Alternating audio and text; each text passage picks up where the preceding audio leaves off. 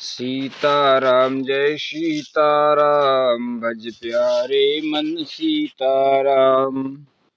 श्री राम कथा। उर धरी उमा प्राणपति चरना, जाई बिपिन लागी तपु करना। अति सुकुमार न तनु तप जोगु, पति पद सुमिरी तजेउ सबु भोगु।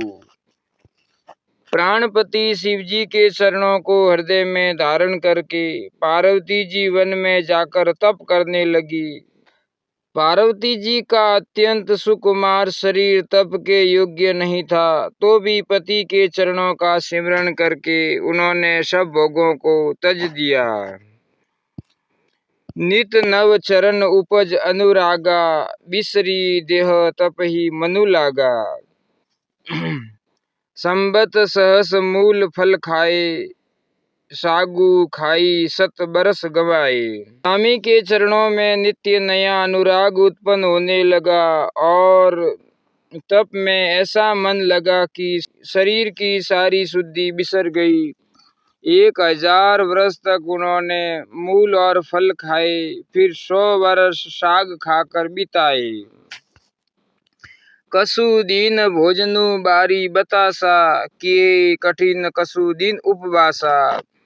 बैल पाती मही परी सुखाई, तीनी सहस संबद्ध सोई खाई। कुछ दिन जल और वायु का भोजन किया और फिर कुछ दिन कठोर उपवास किए, जो बेलपत्र सूख कर पृथ्वी पर गिरते थे। 3000 वर्ष तक उन्हीं को खाया।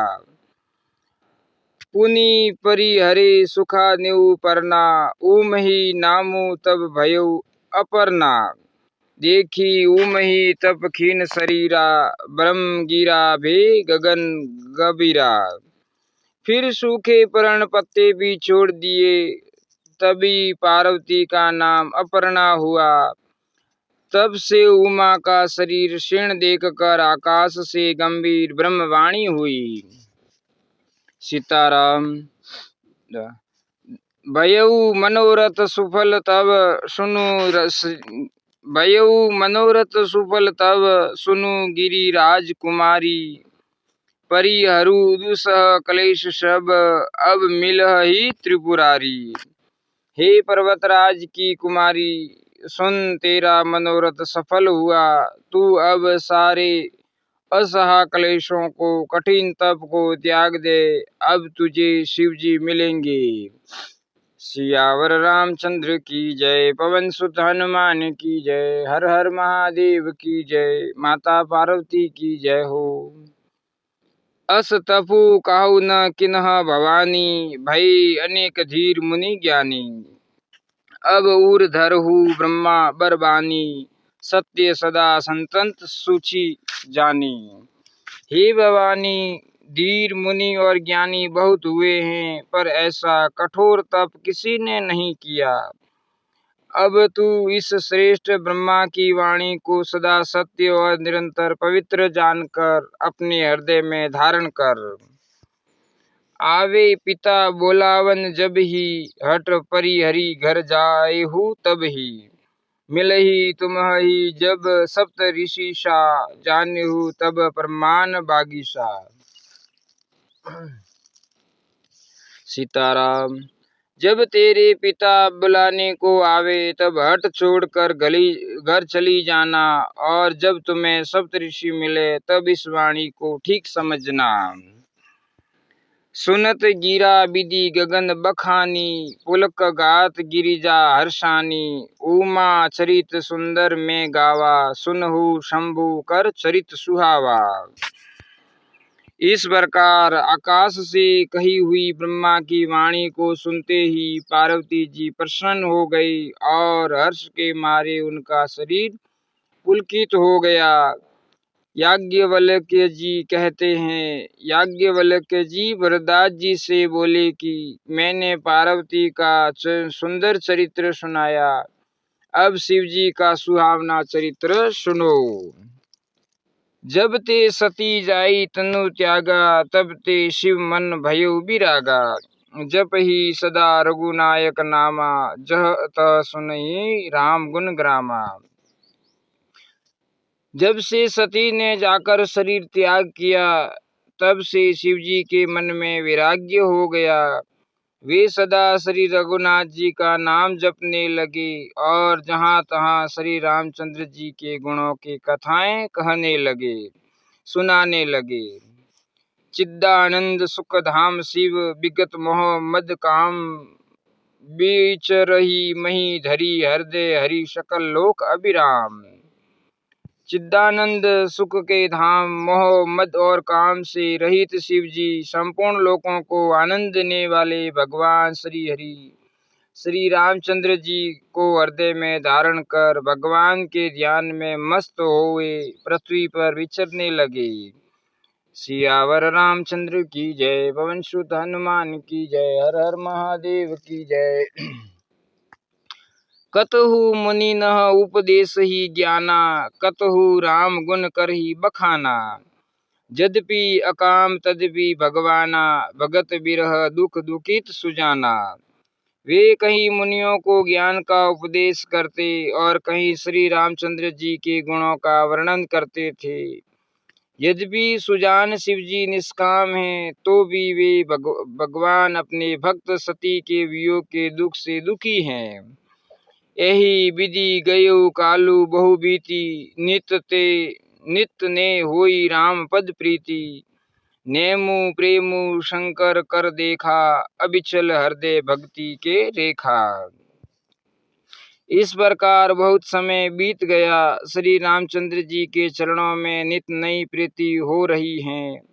शिव जी के कठोर नियम, अनन्य प्रेम और उनके हृदय में भक्ति की अटल टेक जब श्री रामचंद्र जी ने देखा, प्रगटे रामो कर्तज्ञ कृपाला, रूपशील निधि तेज विशाला। बहु प्रकार शंकर ही सराहा, तुम्ह बिनु अस व्रतु को निर्वाहा। तब कर्तज्ञ उपकार मानने वाले, कृपालु रूप और शील के भंडार, महान तेज पुंज भगवान श्री रामचंद्र जी प्रकट हुए। उन्होंने बहुत तरह से शिव जी की सराहना की और कहा कि आपके बिना ऐसा कठिन व्रत कौन निभा सकता है।